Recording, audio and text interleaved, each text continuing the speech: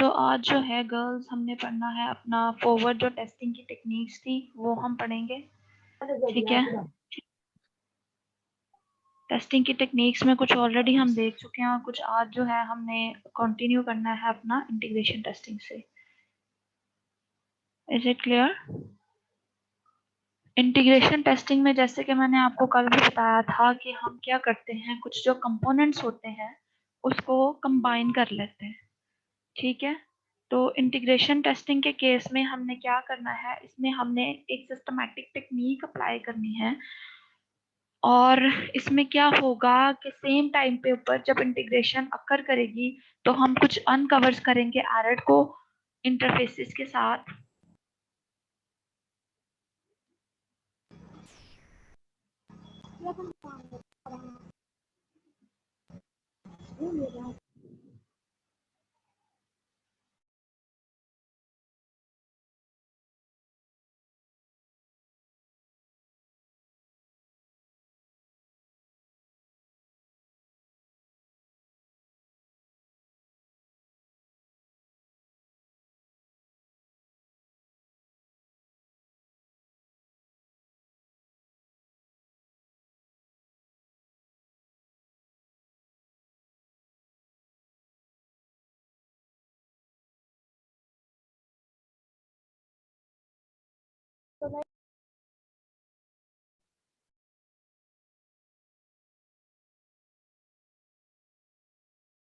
खोपड़ा मुझे भी थोड़ा सा दे, खोपड़ा मुझे भी देंगे।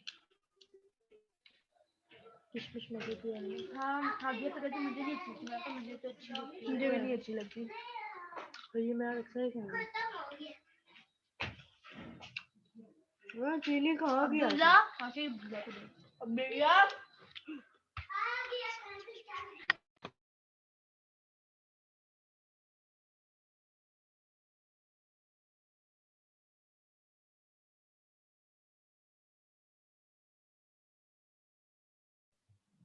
इंटीग्रेशन टेस्टिंग जो है वो हम अपने अप्लाई करने मतलब इंटीग्रेशन टेस्टिंग जो है वो हम पढ़ने लगे हैं। ठीक है, तो इंटीग्रेशन टेस्टिंग में क्या है, हमने जब टेस्ट अक्कर मतलब सारे जो कंपोनेंट्स हैं उनको कंबाइन करके हम वन बाय वन क्या करेंगे, टेस्टिंग अप्लाई कर रहे होंगे। जो पहले हमने यूनिट टेस्टिंग पढ़ी थी उसमें हमने ये देखा था कि एक एक जो कंपोनेंट है या एक एक फंक्शन जो है उसमें अलग-अलग टेस्ट अप्लाई किए जा रहे थे, जबकि जो इंटीग्रेशन टेस्टिंग है इसका क्या मकसद है कि जो यूनिट टेस्टिंग के मॉड्यूल थे उसको आपने जो कंबाइन कर देना है और उसके बाद जो है उसके ऊपर टेस्टिंग अप्लाई करनी है। तो इसमें हमारे पास दो अप्रोचेस हैं, नॉन इंक्रीमेंटल इंटीग्रेशन टेस्टिंग है और जो है इंक्रीमेंटल इंटीग्रेशन टेस्टिंग है। ठीक है, यहाँ तक क्लियर है सबको? हेलो, आवाज आ रही है आप लोगों को मेरी? Yes ma'am. अच्छा, अब तो इसकी दो मैम जी जी, कोई क्वेश्चन है आपका? मैम आपने कल के लेक्चर की रिकॉर्डिंग की थी? नहीं, अभी इसको जो है ना बस इसको कंटिन्यू करें। Okay ma'am. अच्छा, तो नॉन इंक्रीमेंटल जो है वो टेस्टिंग की जो टेक्निक है उसमें इसको हम बिग बैंग अप्रोच भी कहते हैं। इसमें क्या करेंगे कि जो सारे आपके कंपोनेंट्स हैं उसको हम पहले कंबाइन कर देंगे और उसके बाद जो पूरा प्रोग्राम है उसको एज अ होल हम टेस्ट करेंगे। ठीक है, तो इसमें क्या होता है, हमारे पास जो कुछ अनरिलेटेड एरर्स हैं वो भी अकर कर जाते हैं क्योंकि हमने क्या किया है, सारे ही कंपोनेंट को कंबाइन कर लिया है और उसके बाद हमने टेस्टिंग करना जो है वो शुरू किया है। इस तरह से क्या होता है कि करेक्शन जो है हमारी वो करना डिफिकल्ट हो जाता है, क्योंकि अगर हम एक-एक कंपोनेंट को अलग-अलग करें तो ये हमारे लिए ईज़ी है एज़ कम्पेयर टू कि हम सारे कंपोनेंट्स को इकट्ठा जो है वो कंबाइन करके करना शुरू कर दें। तो इसमें क्या होगा कि जब आपके पास करेक्ट हो गए हैं सारे एरर्स या फिर जितने भी एरर्स जो ओकर किए थे, जो अपीयर हो रहे थे, वो हो सकता है कि सारे को इकट्ठे करने की वजह से आप मज़ीद मुश्किल में फँस जाएँ, किसी एंडलेस लूप की तरफ चले जाएँ। तो ये अप्रोच हम कह सकते हैं जो नॉन इंक्रीमेंटल है ना अप्रोच, ये इतनी अच्छी नहीं है क्योंकि हमने इसमें सारे काम को इकट्ठा कर दिया है बस अपना टाइम सेव करने के लिए। तो एज़ कम्पेयर टू दिस हमारे पास अगली जो अप्रोच है वो है इंक्रीमेंटल इंटीग्रेशन टेस्टिंग। ठीक है, अब इंक्रीमेंटल से आपको थोड़ा समझ आ रहा होगा कि हम इसमें स्मॉल जो इंक्रीमेंट्स हैं उसमें वन बाय वन करके जो है टेस्ट अप्लाई करेंगे। तो इस पे हमारी 3 काइंड्स हैं इंक्रीमेंटल इंटीग्रेशन टेस्टिंग की। टॉप डाउन इंटीग्रेशन है, बॉटम अप इंटीग्रेशन है और सैंडविच इंटीग्रेशन है। ठीक है, तो अब इसकी क्या टेक्निक है कि जो प्रोग्राम है कंस्ट्रक्ट हुआ हुआ टेस्ट में, इसमें हम स्मॉल इंक्रीमेंट्स में, जैसे हमने इंक्रीमेंटल मॉडल पढ़ा था उसमें कुछ इंक्रीमेंट्स के साथ काम करते थे, इसी तरह से हम वन बाय वन इंक्रीमेंट्स में टेस्टिंग अप्लाई करेंगे। तो एरर्स को इस तरह से जो है फाइंड आउट करना और रिमूव करना इजी हो जाता है, और इंटरफेस जो है हम इजीली अपने जो है वो सारे अच्छी तरह से इसमें टेस्ट कर सकते हैं। तो this approach is better as compare to non incremental testing. ठीक है, तो इसकी भी जो आगे से 3 काइंड्स हैं इसको हम देख लेते हैं जी। आपके पास टॉप डाउन इंटीग्रेशन है और बॉटम अप है इंटीग्रेशन और सैंडविच इंटीग्रेशन है। तो टॉप डाउन इंटीग्रेशन में पहले हमें जी क्या समझ आ रही है कि हमने मेन जो अपना मॉड्यूल है, मेन जो आपका सबसे इम्पोर्टेंट फंक्शन होगा वहां से आप स्टार्ट करेंगे और इसको आप डाउनवर्ड कंट्रोल में मूव करना शुरू करेंगे कि पहले हमने मेन मॉड्यूल को कर लिया टेस्ट और उसके बाद वन बाय वन जो लो प्रायोरिटी वाले मॉड्यूल हैं उसको फिर हम टेस्ट करना शुरू करेंगे। ठीक है, तो इसमें क्या होगा कि जो मॉड्यूल्स हैं, सबऑर्डिनेट मॉड्यूल्स हैं, इसको हम डेप्थ फर्स्ट सर्च या ब्रेथ फर्स्ट सर्च, ये आपने 2 टेक्निक्स पढ़ी होंगी डीएसए में, इनके बारे में आप जानते हैं ना, डेप्थ फर्स्ट सर्च और ब्रेथ फर्स्ट सर्च टेक्निक्स के बारे में? Yes ma'am. यस मैम, हाँ पढ़ी है। जी, यस तो मैम। ये जो टेक्निक्स हैं ये यूज होती हैं इसमें आपकी टेस्टिंग के लिए। तो जो डेप्थ फर्स्ट सर्च है उसमें आप क्या कर सकते हैं कि सारे जो मॉड्यूल्स हैं वो मेजर कंट्रोल पाथ के साथ, यानी कि जो मेजर कंपोनेंट है उसके साथ इंटीग्रेट हो जाएंगे इन अ फ्लो के एक पाथ में। हम शुरू से चलना शुरू करेंगे और एक एक पाथ में करते करते सारे मॉड्यूल्स कर देंगे। और जो ब्रेथ फर्स्ट सर्च होगा उसमें हम क्या करेंगे कि सारे जो मॉड्यूल्स हैं वो लेवल बाय लेवल आप इंटीग्रेट करेंगे। जैसे आप ब्रेथ फर्स्ट सर्च में आते थे कि एक लेवल के ऊपर पहले सारी नोड्स को करते थे और उसके बाद सेकंड लेवल पे, इसी तरह से आप एक लेवल के ऊपर सारे मॉड्यूल्स को टेस्ट करेंगे और उसको इंटीग्रेट करेंगे, देन आप सेकंड लेवल पे आएंगे और सारे मॉड्यूल्स को टेस्ट करने के बाद इंटीग्रेट करेंगे। तो ये 2 अप्रोचेस जो हैं हमारे पास टॉप डाउन इंटीग्रेशन में यूज हो रही है। अब इसका एडवांटेज क्या है कि आपके पास जो है मेजर जो पॉइंट्स हैं उनको हम वेरीफाई कर लेते हैं पहले ही, तो हमें पता चल जाता है कि हमारी मेजर फंक्शनैलिटी अच्छी तरह से जो है वो काम कर रही है या नहीं कर रही। लेकिन डिसएडवांटेज क्या है इसके कि जो आपके पास स्टब क्रिएट करने की जरूरत होती है। स्टब का आइडिया है आपको क्या होता है? हेलो गर्ल्स, स्टब का आइडिया है किसी को? स्टब क्या होता है? स्टब जी मैम। स्टब क्या होता है? स्टब स्टब पढ़ा है आपने? No ma'am. अच्छा, स्टब्स जो है ना इसको हम जस्ट लाइक एक ड्राइवर की मॉडिफाइड फॉर्म होती है जिसमें हम टेस्टिंग के लिए बना रहे होते हैं कि अब इसमें पूरा प्रोग्राम तो नहीं हम टेस्ट कर रहे बल्कि उसके कुछ जो पीस ऑफ चंक है उसको टेस्ट करने के लिए जो है वो हम स्टब बना लेते हैं, जिसमें हम अपने आउटपुट वगैरह प्रोग्राम्स के फंक्शन को एग्जीक्यूट करके देख रहे होते हैं कि उसका आउटपुट क्या आ रहा है।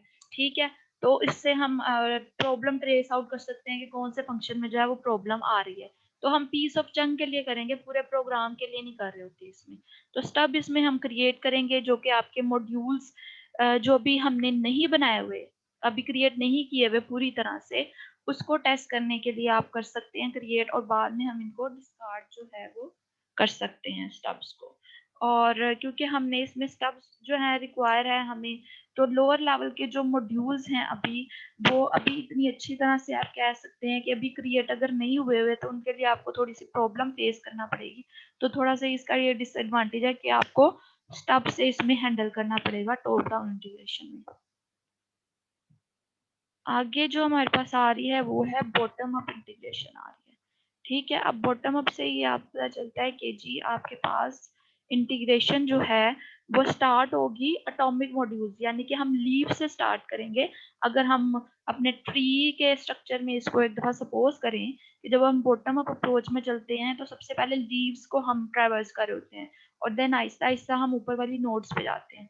तो इसी तरह जो सबसे एंड पे जो एटॉमिक मॉड्यूल्स यानी कि कह लें कि जिनका सबसे लो लेवल डाटा प्रोसेसिंग है, उनको सबसे पहले जो है हायरार्की में हम टेस्ट करेंगे और उसके बाद आहिस्ता-आहिस्ता जो हायर लेवल के जो होंगे डाटा प्रोसेसिंग वाले फंक्शंस, उसको हम आहिस्ता-आहिस्ता इंटीग्रेट करते जाएँगे।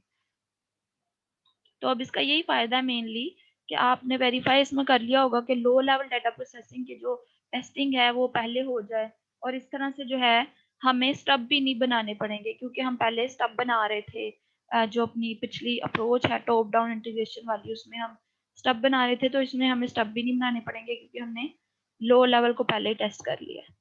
अब डिसएडवांटेज इसका क्या है जी कि इसमें आपको ड्राइवर्स बनाने पड़ेंगे। स्टब तो अब नहीं बना रहे।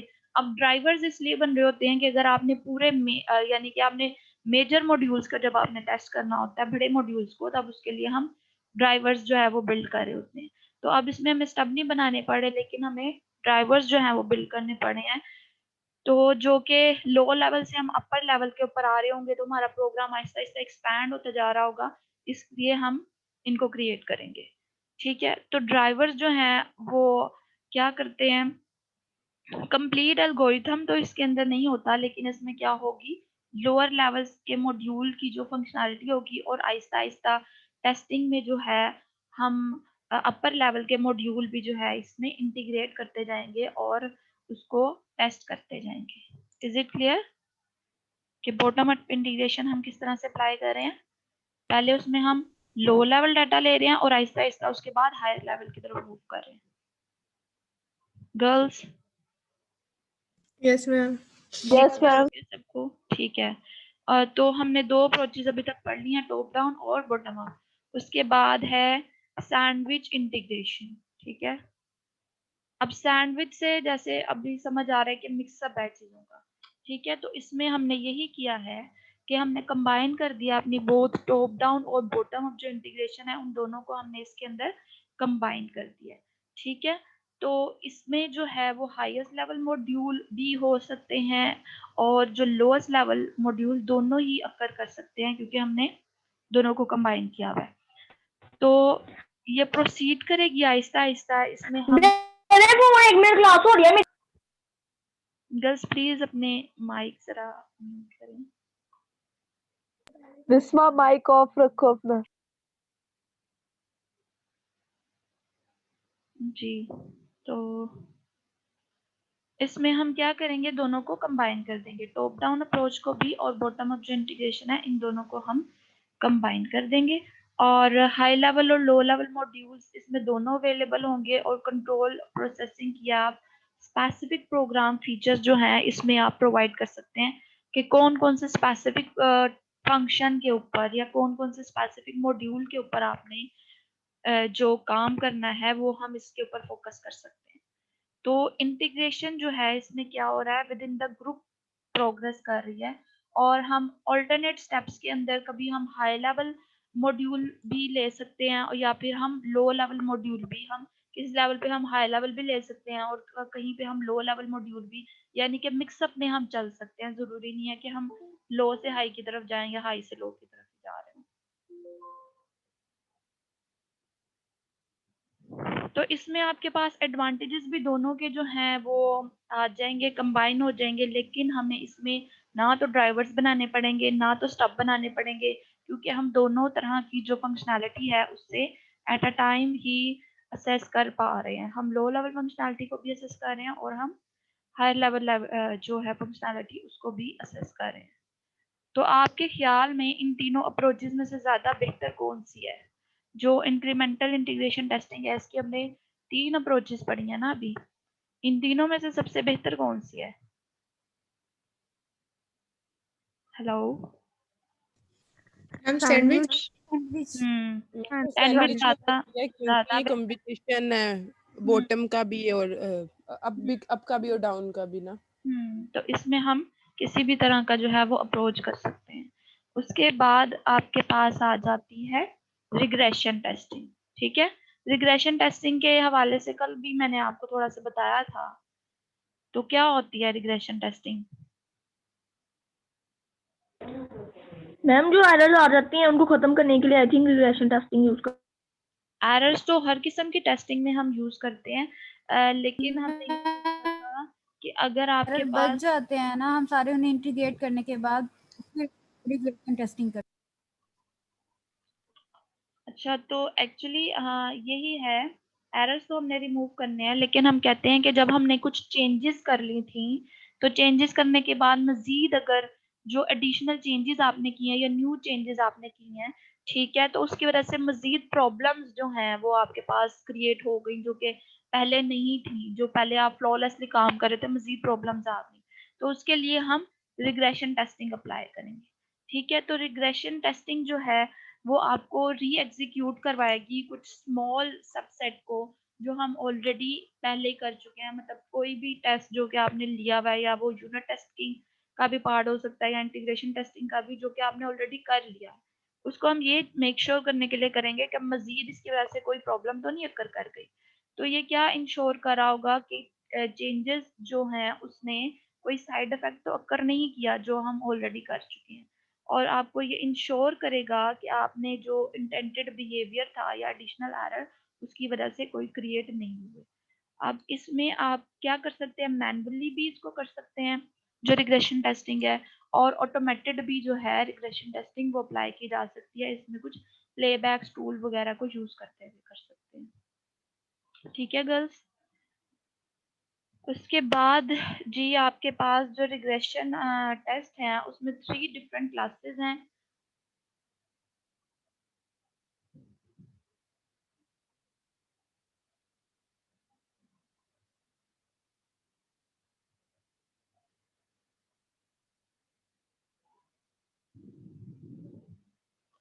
अच्छा जी, जो जो रिग्रेशन टेस्ट है उसमें 3 डिफरेंट क्लासेस हैं आपके पास, या 3 केसेस हो सकते हैं। कि एक तो केस ये है कि आप कुछ रिप्रेजेंटेटिव सैंपल ले लें जिसमें के सारे सॉफ्टवेयर के कुछ स्पेसिफिक फंक्शन को आप टेस्ट कर रहे हो। ठीक है, जैसे आप सैम्पलिंग वगैरह करते हैं, तो सैंपल टेस्ट ले लें आप और उसमें चेक कर लें कि कोई प्रॉब्लम तो नहीं occur की।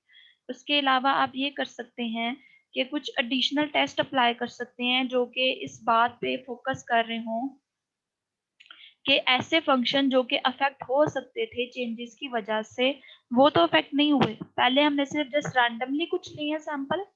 सेकंड वाले में हमने क्या किया कि हमने प्रोबेबली देखा है कि जो चेंजेस की वजह से फंक्शन अफेक्ट हो सकते थे वो तो अफेक्ट नहीं हुए। और थर्ड में क्या हम करेंगे, एक्चुअल हम सॉफ्टवेयर के कंपोनेंट की ऊपर फोकस करेंगे जो कि चेंज हो गए हैं। तो पहले हम जस्ट प्रोबेबली 2 चीज़ों पे चल रहे थे, अब हमने एक्चुअली ये देखना है कि जिनके अंदर चेंजेस आ गई हैं, अब उनको हमने किस तरह से सॉर्ट आउट करना है।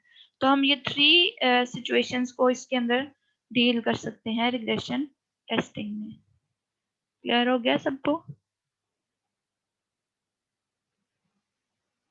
Yes ma'am. ओके, जो नेक्स्ट है हमारे पास वो है जी स्मोक टेस्टिंग। तो जो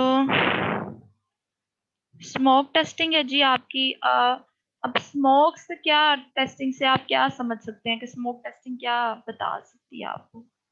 वैसे मेरे धुएं उड़ मैम रहा है। धुएं उड़े हैं इसमें। इस तरह से जैसे हमने ना हार्डवेयर से इसको जो है ना थोड़ा सा रिजेंबल किया है कि जैसे अगर आप कोई अपना हार्डवेयर अटैच करते हो, कभी सिस्टम स्टार्ट करते हो, तो सम टाइम होता है ऐसे कोई वायर वगैरह जो है वो स्पार्क कर गई है तो धुआं उड़ने लग गया है, यानी कि जो फंक्शनैलिटी अभी आपने सिर्फ अटैच ही की थी और साथ ही क्या हुआ है कि फेलियर की तरफ अक्कर कर गई।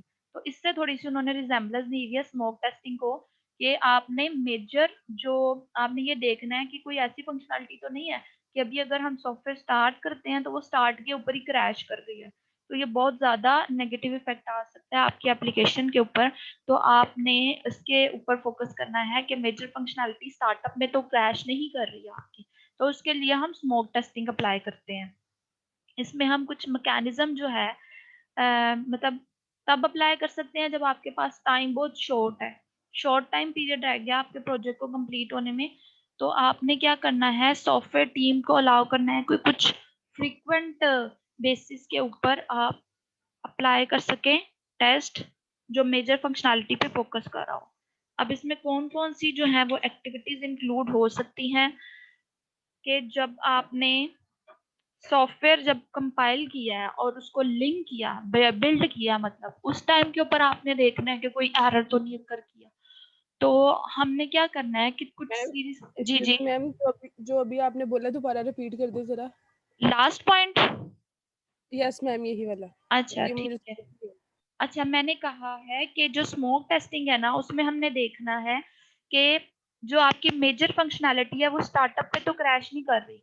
तो इसमें आपने जो एक्टिविटीज इंक्लूड करनी है वो कौन कौन सी हो सकती हैं कि जब आप कंपाइल कर रहे हैं सॉफ्टवेयर को, जब आपने या फिर इसको बिल्ड उसका तैयार किया। बिल्ड तैयार करने का मतलब होता है जब फाइनली हम बिल्कुल एंड प्रोडक्ट की तरफ जा रहे हैं, तो वो कंपाइलेशन की जो प्रोसेस होती है उसके ऊपर हमने चेक रखना है कि कोई मेजर एरर तो नहीं आ गया जिसकी वजह से एप्लीकेशन क्रैश हो रही है। और सेकेंडली, इसमें कुछ हम series of breath first search के टेस्ट जैसे हमने भी देखे थे, पिछली वाली टेक्निक्स में बात की थी, तो ब्रेथ फर्स्ट सर्च वाले भी टेस्ट जो है वो हम डिजाइन इस पे यूज कर सकते हैं, जो कि एक्सपोज करेगा आपके एरर्स को, जो हमें बता रहा है कि जो फंक्शंस हैं इसके वो अफेक्ट नहीं हो रहे। तो मेजर इसका क्या काम है कि आपने अनकवर करना है कुछ ऐसे एरर्स को। शो स्टॉपर यहाँ पे मेंशन हुआ है, जैसे कि हम शो में कहते हैं कोई हाईलाइट हो रहा बंदा, इसी तरह जो आपके फंक्शनैलिटी के अंदर हाईलाइट होने वाला फीचर है उसको आपने देखना है। यहाँ पे तो कोई एरर कर नहीं किया, ठीक है, जहाँ चांसेस हो सकते हैं एरर आने के। तो प्रोजेक्ट को आपने एक टाइम लिमिटेशन में रहते हुए इस चीज को देख सकते हैं कि मेजर फंक्शनैलिटी क्रैश ना करे। तो इसमें क्या होगा कि बिल्ड जब इंटीग्रेट हो रहा होगा तो इंटायर प्रोडक्ट जो है उसको स्मोक टेस्टिंग आप डेली बेसिस के ऊपर देख सकते हैं कि जितना आपने काम कर लिया है रोज के रोज आप इंक्रीमेंट में उसको टेस्ट करते जाएं कि कोई फंक्शनैलिटी उसमें क्रैश तो नहीं की। तो इसकी वजह से क्या होगा कि मैनेजर्स और प्रैक्टिशनर्स जो हैं उसको रियल टाइम असेसमेंट मिल जाएगी आपके प्रोजेक्ट की या फिर उसकी एप्लीकेशन की फंक्शनैलिटी की। समझ आ गई है स्मोक टेस्टिंग की कि किस लिए हम अप्लाई करते हैं और किस सिचुएशन में कर सकते हैं। आगे इसके बेनिफिट्स भी हैं स्मोक टेस्टिंग के। जी के बेनिफिट्स क्या हैं? तो इंटीग्रेशन का जो रिस्क है उसमें कम हो सकता है कि हमने 1 बाय 1 डेली बेसिस के ऊपर इसको किया है, हमने एक साथ इसको नहीं किया। तो इंटीग्रेशन में जो एरर आने की चांसेस है अब इस लेवल के ऊपर थोड़े से वो कम आएंगे, ठीक है। और क्या होगा कि क्वालिटी ऑफ एंड प्रोडक्ट भी आपके पास इम्प्रूव होगी कि आपने अनकवर किया हुआ है कुछ फंक्शनल एरर्स को और आर्किटेक्चर लेवल के ऊपर जो एरर्स थे उन सबको आपने अनकवर किया है कि आपका कोई फेलियर कर नहीं किया, ठीक है। उसके अलावा आप क्या बेनिफिट है इसका कि डायग्नोज कर सकते हैं और करेक्शंस को, जो कि बहुत ही सिंपलीफाइड सी थी। तो स्मोक टेस्टिंग जो प्रोबेबली क्या करेगी, अनकवर करेगी जो न्यूएस्ट कंपोनेंट के अंदर अगर कोई एरर है, क्योंकि हमने डेली बेसिस के ऊपर चेक किया हुआ है कि अब रोज तो कोई फंक्शनैलिटी क्रैश नहीं हो रही। तो जैसे ही कोई नया फीचर हम इंटीग्रेट कर रहे होंगे, हम अगर क्रैश कर गए तो हमें पता चल जाएगा कि इस कंपोनेंट की वजह से जो है वो एप्लीकेशन क्रैश किया है, तो हम उसको उधर ही फिगर आउट कर सकते हैं, उधर ही उस प्रॉब्लम को फिक्स कर सकते हैं। तो प्रोग्रेस जो है इसमें आपके पास इजी हो जाएगी, उसको एरर्स को असेस करना जो है वो इजी हो जाएगा। तो इंटीग्रेशन टेस्टिंग जो है उसकी प्रोग्रेस मोर सॉफ्टवेयर जैसे जैसे इंटीग्रेट करते हैं तो ये आपका ज़्यादा अच्छे तरीके से काम को डेमोन्स्ट्रेट कर सकती है और एक गुड इंडिकेशन है प्रोग्रेस इसमें ज़्यादा बेहतर अप्रोच के अंदर आ सकती है। क्लियर हो गया गर्ल्स आपको? Hello, yes ma'am. Smoke testing कोई बता सकता है मुझे कि हम कहाँ अप्लाई करेंगे? Hello, yes ma'am. Smoke testing कहाँ अप्लाई करेंगे, कब अप्लाई करेंगे?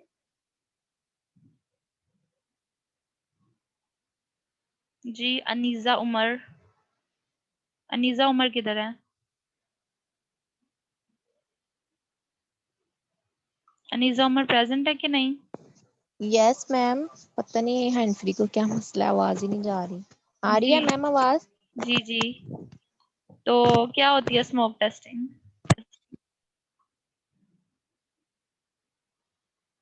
हेलो, कोई डिस्टरबेंस है? ओके, एनीवन एल्स यहाँ से है? बिस्मा सदीक, बिस्मा सदीक।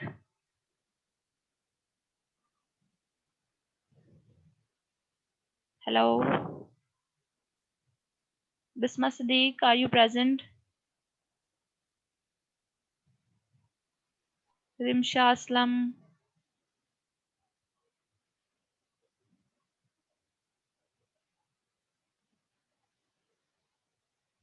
महक सदीक,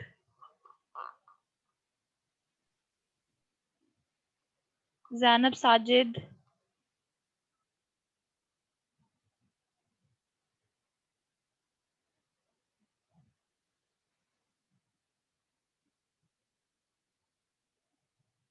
कोई प्रेजेंट है? Yes ma'am. Yes ma'am. Ma'am जो जी, हमारा क्या कहते हैं, यस मैम। ये कौन बात कर रहा है? अभी नायाब? Yes ma'am. कौन बात कर रहा है अभी? नायाब। जी, नायाब बताएं। मैम मैंने अभी मीटिंग ज्वाइन की है, बीच में लेफ्ट हो गई थी। अच्छा, जी तो कहाँ तक सुना है आपने? मैम, मैंने स्मोक टेस्टिंग सुना था, उसके बाद फिर मेरा डिस्कनेक्ट हो गया था थोड़ा सा। अच्छा, स्मोक टेस्टिंग में क्या होता है?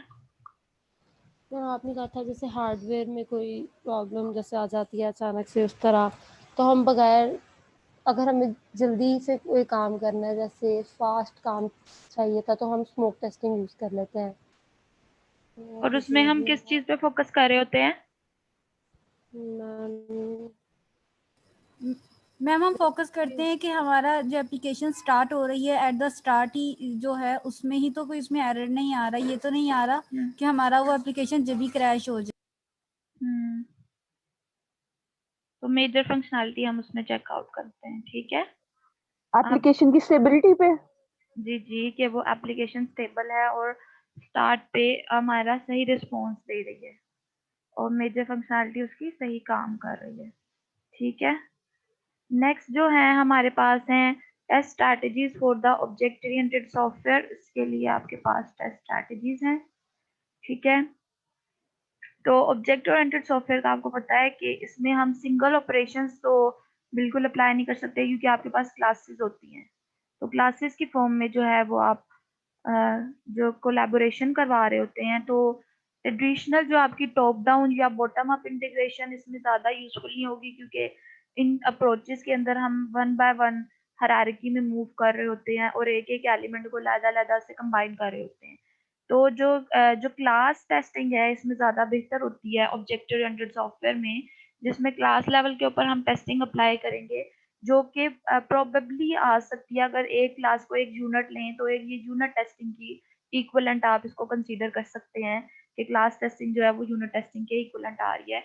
इसमें हम फोकस किस पे करेंगे? ऑपरेशंस के ऊपर, जो कि आपकी क्लास के अंदर इनकैप्सुलेट हुए हैं, मतलब जो कि एट्रीब्यूट्स और फंक्शंस आपकी क्लास के अंदर कंबाइन काम कर रहे हैं, उनकी प्रॉपर फंक्शनैलिटी को हम चेक कर रहे होंगे। तो इसमें हम ड्राइवर्स भी बना सकते हैं और स्टब भी बना सकते हैं। ड्राइवर्स क्या होते हैं मैंने बताया था आप लोगों को। हेलो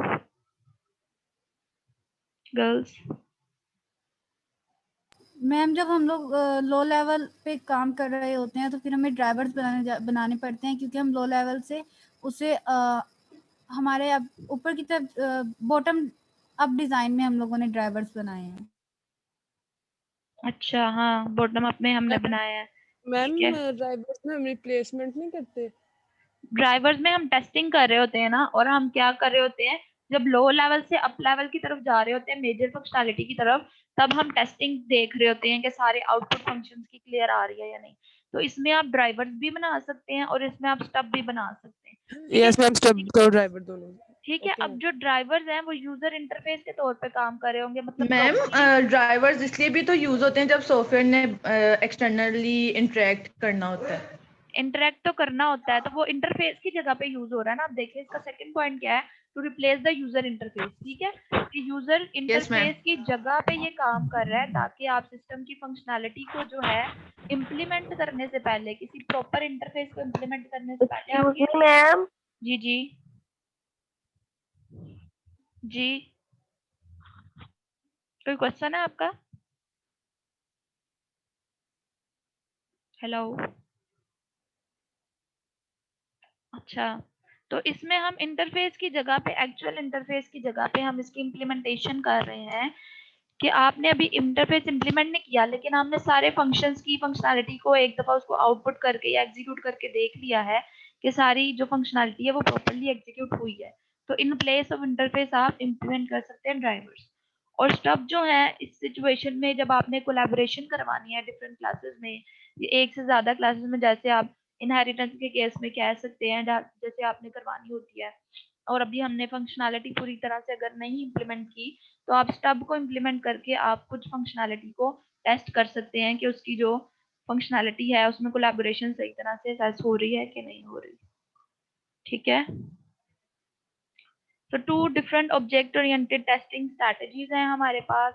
थ्रेड बेस्ड टेस्टिंग है और यूज बेस्ड टेस्टिंग है। थ्रेड्स का आइडिया है आपको क्या होते हैं? Yes ma'am. क्या होता है थ्रेड? मैम वो ओएस में पढ़ा है थ्रेड्स का तो हमने। हाँ, क्या होते हैं थ्रेड्स? मैम हर प्रोसेस का के थ्रेड्स होते हैं, मतलब हर थ्रेड डिफरेंट फंक्शन परफॉर्म करता है एक प्रोसेस के लिए।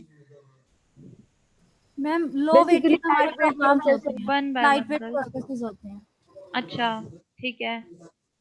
अच्छा, अब इसमें जो है थ्रेड को यहाँ पे ऑब्जेक्ट ओरिएंटेड अप्रोच में आप एक क्लास को एक थ्रेड भी कंसीडर कर सकते हैं। ठीक है, तो आप क्या कर रहे हैं, इंटीग्रेट कर रहे हैं कुछ सेट ऑफ क्लासेस को जो कि आपके पास जहाँ से आपको कोई इनपुट आ रही थी और वो किसी सिस्टम में कोई इवेंट को रिस्पॉन्ड कर रहा था। यानी कि हर क्लास हमने यहाँ पे एक यूनिट कंसीडर किया हुआ है। तो हर क्लास का जो एक थ्रेड होगा उसको जब आप इंटीग्रेट कर रहे होंगे तो उस लेवल के ऊपर आपने देखना है कि थ्रेड बेस्ड टेस्टिंग करेंगे। ठीक है, तो ईच थ्रेड इंटीग्रेट होगा और हम उसको इंडिविजुअली जो है पहले इंडिविजुअली टेस्ट कर लेंगे सारे थ्रेड्स को, मतलब सारी क्लासेस को, और उसके बाद हम उसको इंटीग्रेट करेंगे। अब इस लेवल के ऊपर रिग्रेशन टेस्टिंग भी जो अप्लाई की जा सकती है, जो ये देख रही हो कि हमारे पास इन सब चीज़ों को करने के बाद कोई जो है साइड इफेक्ट तो नहीं अकर कर गया, तो रिग्रेशन टेस्टिंग भी इस केस में हम थ्रेड बेस्ड टेस्टिंग के साथ अप्लाई कर सकते हैं। क्लियर है ये? उसके बाद जी है यूज बेस्ड टेस्टिंग। जी यूज बेस्ड टेस्टिंग में हम पहले क्या देखेंगे, आपने पहले इंडिपेंडेंट क्लासेस को जो है वो टेस्ट कर लेना है जिसके अंदर बहुत ही फ्यू क्लासेस, मतलब कि बहुत फ्यू डाटा या असेस या ऑपरेशन बहुत कम है, इंडिपेंडेंटली काम कर रही हैं और उसके साथ कोई दूसरी क्लास एसोसिएट नहीं है। उसके बाद जो नेक्स्ट लेयर है उसके अंदर हम डिपेंडेंट क्लासेस को देखेंगे और फिर हम उसको जो इंटीग्रेट कर सकते हैं बाकी क्लासेस के साथ, क्योंकि जब इंटीग्रेशन करते हैं तो हमारे पास एरर ज़्यादा आ जाते हैं, इसलिए डिपेंडेंट क्लासेस को बाद में देखना है और इंडिपेंडेंट क्लासेस को पहले चेकआउट करना है। तो इस तरह का जो सीक्वेंस है आपके पास टेस्टिंग लेयर का, डिपेंडेंट और इंडिपेंडेंट क्लासेस का, इसको हम तब तक कंटिन्यू करेंगे जब तक आपका पूरा सिस्टम जो है वो उसकी टेस्टिंग नहीं हो जाती, कंप्लीट नहीं हो जाती। तो आप पहले इंडिपेंडेंट क्लासेस को कर लेंगे, फिर डिपेंडेंट क्लासेस को करेंगे, एंड देन सारा कंबाइन करके उसको टेस्टिंग अप्लाई कर सकते हैं। ठीक है, अब इसके बाद जी हमारे पास है वैलिडेशन टेस्टिंग। ठीक है, वैलिडेशन का क्या मतलब होता है गर्ल्स? वैलिडेशन का क्या मतलब है? हेलो जी, Saman, are you there?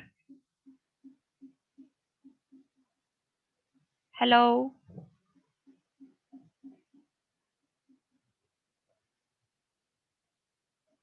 Ma'am validation तो जैसे वेरिफिकेशन करते हैं किसी चीज़ की, तो इसमें हो सकता है सॉफ्टवेयर्स की वेरिफिकेशन करनी हो, उनको चेकआउट करना। अच्छा मे जी, बी अच्छा अब चेकआउट तो मैम करना चेक है। करना जी जी, कि मतलब एक्यूरेसी है कि उसमें करेक्ट है कि नहीं है वैलिडेशन। सारी अब जो है इसमें वैलिडेशन में हम यही देखेंगे कि फंक्शनल रिक्वायरमेंट उसकी सेटिस्फाई हो रही हैं, बिहेवियरल जो करेक्टरिस्टिक्स है, उसकी परफॉर्मेंस है, उसके जो डॉक्यूमेंटेशन है, ये सारी जो है आपने उसकी वैलिडिटी चेक करनी है कि सारी चीज़ें एक्यूरेटली काम कर रही हैं या नहीं, आपकी जो रिक्वायरमेंट्स थी वो पूरी हो गई हैं या नहीं हुई। तो वैलिडेशन टेस्टिंग जो है वो इंटीग्रेशन टेस्टिंग के बाद हम अप्लाई करेंगे, जब हमने सारे कंपोनेंट्स को कंबाइन कर दिया होगा। फिर हम अप्लाई देख रहे होंगे कि सारी उनकी फंक्शनैलिटी ठीक है, उनकी परफॉर्मेंस, उनकी documentation, each and everything valid है या नहीं, ठीक है। तो इसमें डिस्टिंग्विश कर सकते हैं आप ऑब्जेक्ट ओरिएंटेड जो अप्रोच हमने पढ़ी है उससे, या थोड़ी सी डिफरेंट है, क्योंकि उसमें हम सिर्फ क्या कर रहे थे, कंबाइन करके कंपोनेंट्स को और टेस्टिंग अप्लाई कर रहे थे। इसमें हमने अगले लेवल की बात की है कि अब जब कंपोनेंट कंबाइन हो गए हैं तो उसके बाद वो सारा रिक्वायरमेंट हमारी मीट हो रही है कि नहीं हो रही। तो यूजर के जो विजिबल एक्शंस हैं और रिकॉग्नाइजेबल आउटपुट, मतलब जो यूजर की रिक्वायरमेंट है, इसमें हम ज्यादा उसके ऊपर फोकस्ड हैं कि यूजर की रिक्वायरमेंट कंप्लीटली तौर पर पूरी हो चुकी है या नहीं हो चुकी। हर अब जो वैलिडेशन, अब हमने जब देख ली कि सारी रिक्वायरमेंट उसकी अच्छी तरह से सेटिस्फाई हो गई हैं, फंक्शनल रिक्वायरमेंट भी, परफॉर्मेंस भी, उसका बिहेवियर भी, उसके बाद हमने क्या करना है, वैलिडेशन टेस्ट के बाद जो फंक्शन और परफॉर्मेंस कैरेक्टरिस्टिक्स है और उसको हमने चेक करना है कि उसके बाद अब कोई डेफिशिएंसी तो नहीं रह गई हमारी उस लिस्ट के अंदर, उस स्पेसिफिकेशंस के अंदर जो हमने पूरी करनी थी। उस लिस्ट को हमने एक दफ़ा गो थ्रू कर लेना है और उसको कंफर्म कर लेना है कि अब सारी इसकी जो रिक्वायरमेंट्स हैं वो पूरी हो चुकी हैं। अब इसमें क्या होगा, एक कॉन्फ़िगरेशन का रिव्यू करेंगे या ऑडिट करेंगे जो कि इंश्योर करेगा सारे एलिमेंट्स जो सॉफ्टवेयर के हैं वो प्रॉपर्ली डेवलप हो गए हैं। जैसे कि कैटलॉग है, कैटलॉग एक डिक्शनरी टाइप होती है जिसमें कि हम सारे रिकॉर्ड मेंटेन कर रहे होते हैं कि कौन कौन सी टर्म्स यूज हो रही हैं और इनका क्या मकसद है। और जो नेसेसरी डिटेल्स है सपोर्ट करने के हवाले से फेजेस को या सॉफ्टवेयर का लाइफ साइकिल है वो कंप्लीट है, सारी रिक्वायरमेंट्स हमारी कंप्लीट हैं। इसमें हमने एक दफ़ा ये चेक कर लेना है। क्लियर है गर्ल्स? नेक्स्ट आपके पास है जी alpha and beta testing. Ma'am ये सारी टेस्टिंग हम कहाँ पे अप्लाई करेंगे? सारी टेस्टिंग जब आप हम आपको बता तो रहे हैं कि 1 बाय 1 भी अप्लाई हो रही है। जैसे यूनिट टेस्टिंग की बात की थी, फंक्शंस के ऊपर अप्लाई करते हैं ना आप, जब आप कोड कर रहे होते हैं। ये मैंने बिल्कुल स्टार्ट में आपको बात बताई थी कि जब स्मॉल प्रोजेक्ट होंगे तो उसमें डेवलपर खुद भी कर सकते हैं टेस्टिंग अप्लाई, ठीक है। लेकिन जब लार्जर प्रोजेक्ट्स होंगे उसके अंदर क्या होगा कि टेस्टर्स जो होते हैं उनकी एक अलग टीम बनी होती है जो सॉफ्टवेयर बनने के बाद टेस्ट अप्लाई करती है। तो अब ये कुछ टेस्टिंग तो साथ साथ अप्लाई होती जा रही है। जैसे यूनिट टेस्टिंग है, उसमें हमने कहा फंक्शंस एक एक के बाद चेक हुए। फिर इंटीग्रेशन टेस्टिंग में सबको कंबाइन करने के बाद हुआ।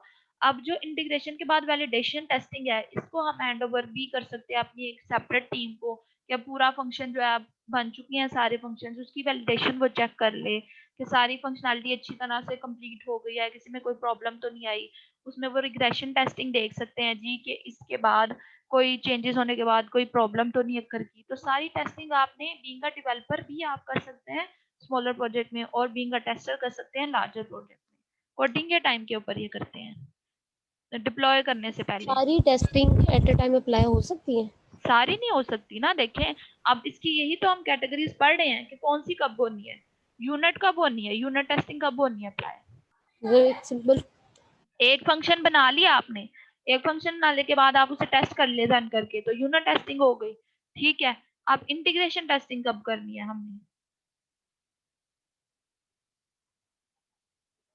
हेलो, लेट से आपने दो फंक्शंस बना लिए, अब पहले वाले को भी टेस्ट किया था, सेकंड वाले को भी, अब दोनों को कंबाइन करके टेस्ट कर लें प्रोग्राम को रन करके कि अब कोई प्रॉब्लम तो करनी की। दो तीन या आपने फंक्शन इकट्ठे बनाने के बाद उनको टेस्ट कर लिया, उन्हें कंबाइन कर लिया, तो तब हमारी इंटीग्रेशन टेस्टिंग अप्लाई हो जाएगी, ठीक है। अब अगर यहाँ पे कोई प्रॉब्लम अकर की और आपने उसके अंदर चेंजेस की अपने फंक्शंस के अंदर और फिर आपने देखा, तो उसके ऊपर कौन सी टेस्टिंग अप्लाई होगी? Regression testing. कि अगर कोई प्रॉब्लम अकर की है तो फिर रिग्रेशन टेस्टिंग आ गई, ठीक है। अब हमारा जब सारा कंप्लीट हो चुका है काम, हम each and every module complete कर चुके हैं, रिक्वायरमेंट कंप्लीट हो गया, उसके बाद कौन सी टेस्टिंग अप्लाई होगी?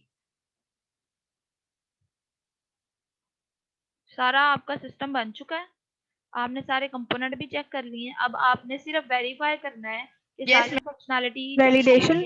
हाँ जी, वेरिफिकेशन टेस्टिंग। जी जी, वैलिडेशन टेस्टिंग। वैलिडेशन होगी एंड के ऊपर, जहाँ पे हम देख रहे हैं कि सारी रिक्वायरमेंट मीट हो गई है, यानी ठीक है। तो ये अब आपको समझ आ रही है ना कि किस लेवल के ऊपर हमने कौन सी टेस्टिंग अप्लाई करनी है। और स्मोक टेस्टिंग कब होगी अप्लाई? स्मोक टेस्टिंग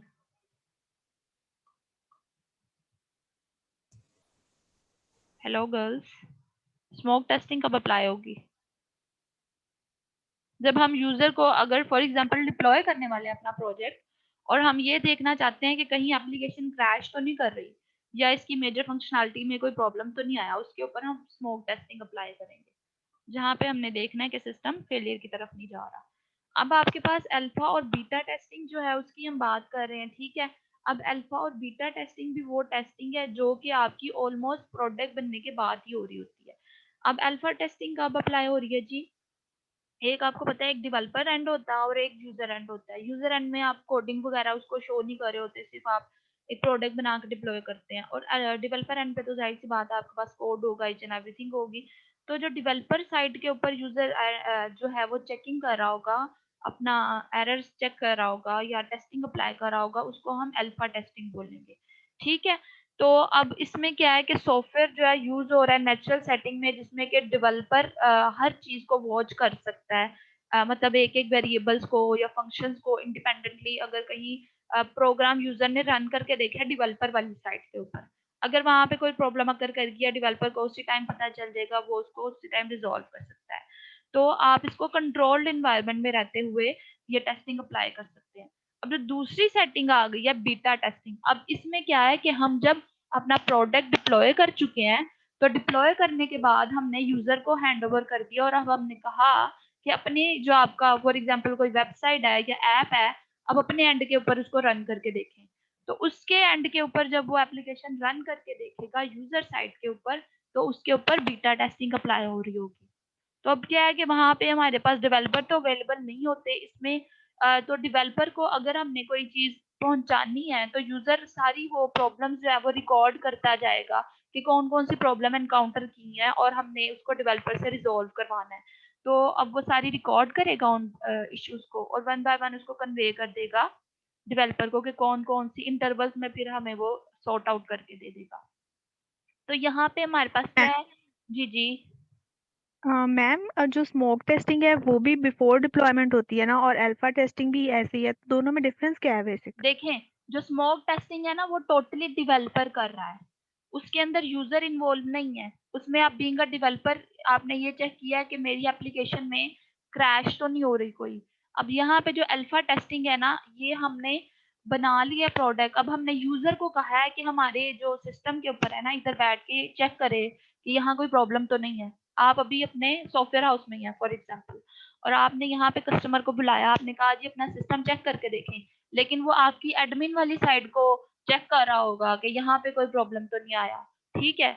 लेकिन जब वो ओके। चला गया, आपने प्रोडक्ट डिप्लॉय कर दी, फिर आपने अब उसको कहना है कि अब अपनी साइट के ऊपर जब आप कोई वेबसाइट फॉर एग्जांपल चला रहे होते हैं, तो आपके पास सारा कंट्रोल नहीं होता। आपके पास कुछ कंट्रोल्स होते हैं, कुछ कंट्रोल्स वो कहते हैं सिर्फ एडमिन को मिल सकते हैं, आपको नहीं मिल सकते। तो आपने अब यहाँ पे जब रह के चेक किया, कुछ प्रॉब्लम्स अक्कर जो करेगी, हम उसको वन बाय वन रिकॉर्ड कर देंगे और फिर उसके बाद डेवलपर से हम ये कन्वे उसको करेंगे इंटरवल्स में कि यहाँ यहाँ ये प्रॉब्लम्स आ रही हैं, तो उसको सॉर्ट आउट कर दे। तो ये आप कह सकते हैं कि एक लाइव एप्लीकेशन है जो कि आप किसी लाइव एनवायरनमेंट में रहते हुए, से कंट्रोल वे में रहते हुए आप टेस्टिंग जो है कर रहे हैं बीइंग अ यूजर, जो बीटा टेस्टिंग है। तो बीटा टेस्टिंग जब कंप्लीट हो गई है तो सॉफ्टवेयर जो है, सॉफ्टवेयर इंजीनियर वो उसमें जो भी मॉडिफिकेशन करनी है या फिर रिलीज के बाद जो भी कस्टमर को अगर सेटिस्फेक्शन नहीं है किसी हवाले से, फिर हमने वो बता देनी है कि कौन सी आपने चेंजेस करनी है, ठीक है। यस क्लियर है ये? Ma'am. Okay. Yes ma'am. Last पे जो हमारे पास एक रह गई है जी अब टेस्टिंग की एक टेक्निक, वो है जी हमारे पास सिस्टम टेस्टिंग है, ठीक है। जो सिस्टम टेस्टिंग है, ये आपकी जो पूरा सिस्टम है उसको एक दफा ये इसने उसकी परफॉर्मेंस को मेक श्योर करना है बेसिकली। अब इसके ऊपर आप ये कह सकते हैं अब आप कोडिंग से बाहर आ चुके हैं, आप सिर्फ अब उसकी परफॉर्मेंस चेक करना चाह रहे हैं कि परफॉर्मेंस के हवाले से हमारा सिस्टम जो है वो सही काम कर रहा है कि नहीं कर रहा, ठीक है। तो इसमें कुछ डिफरेंट टाइप्स हैं इसकी सिस्टम टेस्टिंग की। सबसे पहले तो आ रही है जो रिकवरी टेस्टिंग है। रिकवरी टेस्टिंग में क्या होगा कि आप सिस्टम को जो है वो खुद ब खुद जो है जानबूझ के फेलियर की तरफ ले जाएंगे और आप ये चेक करने की कोशिश करेंगे कि अगर सिस्टम फेल हो जाता है तो इन केस हमने कैसे रिकवर करना है। मतलब आप टेस्ट कर रहे हैं ना एक तरह से। तो आपने कोई ऐसा मतलब एक्शन करके देखना है जिसकी वजह से सिस्टम फेलियर में जा सकता है। तो अगर तो आपका सिस्टम फेलियर में चला गया, फिर हम देख सकते हैं कि अब हमने फेलियर के बाद कैसे रिकवरी की, मतलब इंटेंशनली हम उसको फेलियर की तरफ और फिर हम जो है वो इसको रिकवर करके देखेंगे कि हमारा डाटा सही तरह से रिकवर हो रहा है या नहीं। जो सेकंड पॉइंट है उसमें जी आपके पास सिक्योरिटी टेस्टिंग है। अब सिक्योरिटी टेस्टिंग में जो है वो हम देखेंगे एक दफा कि वेरीफाई करेंगे कि सिस्टम जो है वो प्रोटेक्टेड है या नहीं है, मतलब इलीगल यूजर तो इसको असेस नहीं कर रहा। तो इसमें हम ये कर सकते हैं कि इलीगल असेस प्रोवाइड करके देखें कि हमारा सिस्टम उसको एक्सेप्ट कर रहा है कि नहीं कर रहा। ठीक है। उसके बाद जो है आपके पास स्ट्रेस टेस्टिंग है। इसमें एग्जीक्यूट करेंगे सिस्टम को इन अ मैनर जो कि आपके पास किसी एबनॉर्मल बिहेवियर की तरफ जा रहा है। लाइक किसी स्ट्रेसफुल सिचुएशन में अगर आपने सिस्टम को एग्जीक्यूट किया, आपके पास शॉर्टेज ऑफ टाइम है, तो उसमें आप देख सकते हैं कि जी या फिर हमारे पास कोई अनसडन सा जो है क्रैश अकर किया है, तो उसकी वजह से किस तरह का सिस्टम बिहेव कर सकता है, उसकी परफॉर्मेंस आप चेक करेंगे। और परफॉर्मेंस टेस्टिंग आ गई आगे आपके पास। परफॉर्मेंस टेस्टिंग में क्या करना है, हमने सिस्टम को टेस्ट करेंगे एक रन टाइम परफॉर्मेंस उसकी चेक करने के लिए कि जो सारा सिस्टम जो है इंटीग्रेट अब हो गया है, तो इसकी परफॉर्मेंस किस तरह से आ रही है। ठीक है। इसको हम यूजुअली जो है इसमें बहुत हार्डवेयर और सॉफ्टवेयर दोनों रिक्वायरमेंट जो है वो इन्वॉल्व हो सकती हैं, और इसमें अनकवर कर सकते हैं ऐसी सिचुएशंस को जो कि आप कह सकते हैं जो सिस्टम को किसी भी तरह से फेलियर में ले जा रही है, चाहे वो क्रैश है, चाहे वो कोई इलीगल असेस है, चाहे वो कोई अनसर्टन सी सिचुएशन है। हर किस्म की सिचुएशन से सिस्टम किस तरह से रिस्पॉन्ड कर रहा है, इसको हम सिस्टम टेस्टिंग के अंदर चेक करेंगे। Is that clear girls? जी जी। मैम सिस्टम टेस्टिंग भी बेसिकली यूजर एंड से ही परफॉर्मेंस हो रही है ना, या हाँ, मतलब जिसमें यूजर एंड से जो है वो परफॉर्मेंस हो रही है सिस्टम की। लेकिन जो है आप इसको बीइंग अ डेवलपर भी एक दफा रन करके देख सकते हैं कि उसके जो है वो कोई फॉल्ट अकर तो नहीं किया। लेकिन आप कह सकते हैं कि जब आपने डिप्लॉय कर दिया उसके बाद भी आपको इस तरह के एरर्स नजर आ सकते हैं कि परफॉर्मेंस में कहाँ प्रॉब्लम थी। जैसे इससे पहले हमने जब देखा है कि वैलिडेशन में यूजर ने किया था अल्फा या बीटा टेस्टिंग जब की थी, उसमें भी एक तरह से आपकी सिस्टम टेस्टिंग, बीटा टेस्टिंग में भी काफी हद तक जो है वो आपकी सिस्टम टेस्टिंग अप्लाई हो रही होती है कि यूजर देख रहा होता है कि परफॉर्मेंस ठीक है या नहीं। तो इसमें यूजर का भी आप कह लें इंटरेक्शन इन्वॉल्व हो सकती है आपकी सिस्टम टेस्टिंग के अंदर। ठीक है। लेकिन आप बीइंग अ डेवलपर भी सिस्टम टेस्टिंग कर सकते हैं एक दफा कि मेक श्योर कर लें कि आप की जो परफॉर्मेंस है वो बेहतर है या नहीं। तो ये वाला जो काम है ना सिस्टम टेस्टिंग वाला, ये आपकी बेसिकली क्यूए की क्वालिटी एश्योरेंस की एक टीम होती है सॉफ्टवेयर हाउस में, वो कर रही होती है स्पेसिफिकली, जिनका काम होता है कि ये चेक करे कि सिस्टम की परफॉर्मेंस अच्छी है या नहीं अच्छी। ठीक है। Okay ma'am. आगे आपके पास जी ऑलमोस्ट हमारे पास सारी टेस्टिंग की जो है वो टेक्निक्स कवर हो चुकी हैं, जो जो टेस्टिंग अप्लाई करनी है। आई होप सो कि समझ आ गई होगी। अगर कोई रह गया है पॉइंट टेस्टिंग में तो आप मुझसे पूछ लें, अगर कुछ क्लियर नहीं है तो। क्लियर है सबको गर्ल्स? हेलो। Yes ma'am. अच्छा, अब यहाँ पे जो है आपके पास कुछ डीबगिंग है। डीबगिंग ऑलरेडी आप इससे फेमिलियर हैं। ठीक है, इसमें ज़्यादा मेरा ख्याल है कि ज़्यादा कुछ इतना डीप डाउन जाने की ज़रूरत नहीं है। तो आपने एक दफ़ा ये डीबगिंग वाला जो टॉपिक है इसको गो थ्रू कर लेना है। ठीक है, उसके अंदर अगर कोई प्रॉब्लम आती है तो इससे आप मुझसे नेक्स्ट लेक्चर में से पूछ सकते हैं। ठीक है गर्ल्स, इसका कुछ ही थोड़ा सा कंटेंट है। तो डीबगिंग को आपने एक दफ़ा गो थ्रू करना है, ये आपकी रीडिंग असाइनमेंट है डीबगिंग वाले। और अगर इसमें कोई प्रॉब्लम अकर करेगी तो आप मुझसे कम्युनिकेट कर सकते हैं, या आप मुझे ईमेल कर दें, या अगर कोई टॉपिक नहीं उसमें समझ आया तो मुझसे नेक्स्ट लेक्चर में पूछ दें। Is that clear? Okay ma'am. Ma'am basic difference जो है स्टब और ड्राइवर के अंदर वो क्या है? मतलब आपने आपने बताया था कि जी स्टब जी स्टब भी बेसिकली मतलब एक फॉर्म ऑफ ड्राइवर है जो कि यूज होता है। अब तो स्टब जो है ना उसमें अगर आपने पूरी फंक्शनैलिटी अभी इम्प्लीमेंट नहीं की हुई अपनी क्लासेस की, तो हम कुछ पीस ऑफ फंक्शंस या फिर कुछ पीस ऑफ कोड आप कह लें, उसको टेस्ट करने के लिए हम स्टब यूज कर रहे हैं। लेकिन ड्राइवर जो है वो एज अ मेन फंक्शन का आपका काम कर रहा है। जैसे आपका मेन फंक्शन नहीं होता प्रोग्राम के अंदर, उसमें आप यूजुअली यस क्या मैम। कर रहे होते हैं, फंक्शन को आप जस्ट रन करते हैं, उसका आउटपुट चेक कर रहे होते हैं। तो जब आप कह लें कि आपने सारे फंक्शंस बना लिए हैं, उसके बाद आपने जस्ट एक इंटरफेस है डेवलपर लेवल के ऊपर। जी जी जी, कोई क्वेश्चन है आपका? तो ड्राइवर जो है ना जस्ट लाइक अ मेन फंक्शन है आपका, जिसमें आप इंटरफेस का रोल प्ले कर रहे हैं, और स्टब में आप इंटरमीडिएट भी कोई फंक्शनैलिटी चेक कर सकते हैं। ठीक है, ये बेसिक जो है इन दोनों में डिफरेंस है। Okay ma'am, thank you. Okay girls, इंशाल्लाह see you in the next lecture. Okay ma'am, अल्लाह हाफिज। अल्लाह हाफिज। मैम असाइनमेंट का दोबारा बता दें। किसका दोबारा बता दूं? हेलो मैम असाइनमेंट का दोबारा साइमन, कौन सा पॉइंट पूछ रही हैं आप? मैम असाइनमेंट का कह रही है जो आपने अच्छा, असाइनमेंट दी है। वो आपकी रीडिंग असाइनमेंट है या डीबगिंग वाली? आर्ट ऑफ डीबगिंग का जो टॉपिक है ना, ये रीडिंग असाइनमेंट है आपकी। आपने ये टॉपिक जो है ना ये पढ़ने हैं इसके आगे। जो डीबगिंग का तो अटेंडेंस मैं आपको ले यूजुअली चुकी पता है हूँ। ना। जी जी जी जी, तो उसके बाद जो है आपने डीबगिंग वाला, इसमें तो आपको पता है ना, जस्ट फाइंड करते हैं एरर, जो उसको रिमूव करते हैं, और उसके बाद ही टेस्टिंग जो है वो यस हम मैम। अप्लाई करेंगे। ठीक है, इसको आपने एक दफा गो थ्रू करना है। ओके मैम आपने वो जो हमारी है डॉक्यूमेंटेशन वाली असाइनमेंट, जी जी आपने उसकी डिटेल्स भी सेंड करनी थी जी जी मुझे। जी जी, वो मैं आपको इंशाल्लाह आज कर देती हूँ। ठीक है, okay okay, okay, take care, अल्लाह हाफिज।